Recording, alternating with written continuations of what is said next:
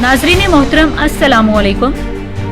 एक सच्चे इंसान में सही फैसला करने की सलाहियत होती है और जो इंसान झूठा होता है वो कभी भी सही फैसला नहीं कर पाता, बल्कि वो हमेशा कंफ्यूज ही रहता है। अगर फैसला सही हो भी जाए तो उसमें बरकत नहीं होती और जो इंसान सच्चा होता है उसका अल्लाह ताला पर ईमान पुख्ता होता है और उसके फैसले में उसका यकीन शामिल होता है, जिसकी वजह से उसके फैसलों में अल्लाह ताला की मदद शामिल हो जाती है। लोग 6-6 दफ़ा एंट्री टेस्ट देते हैं मगर कामयाब नहीं होते।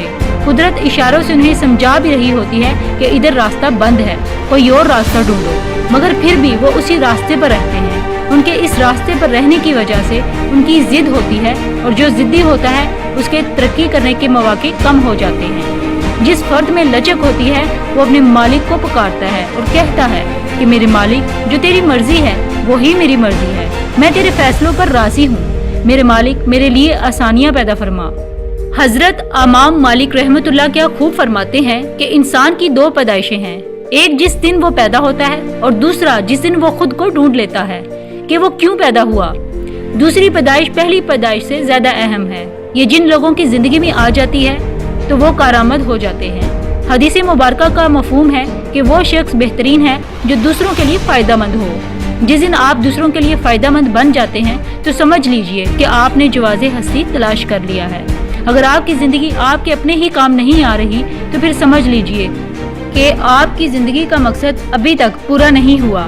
लोगों की अक्सरियत जिंदगी में नाकाम रहती है। इसकी एक बड़ी वजह यही होती है कि वो शिकायत करते हैं कि हमें साजगार हालात नहीं मिले, हमारे वालिदैन ने हमारी तरबियत दुरुस्त नहीं की, हमारा सियासी और कानूनी निज़ाम करप्ट है।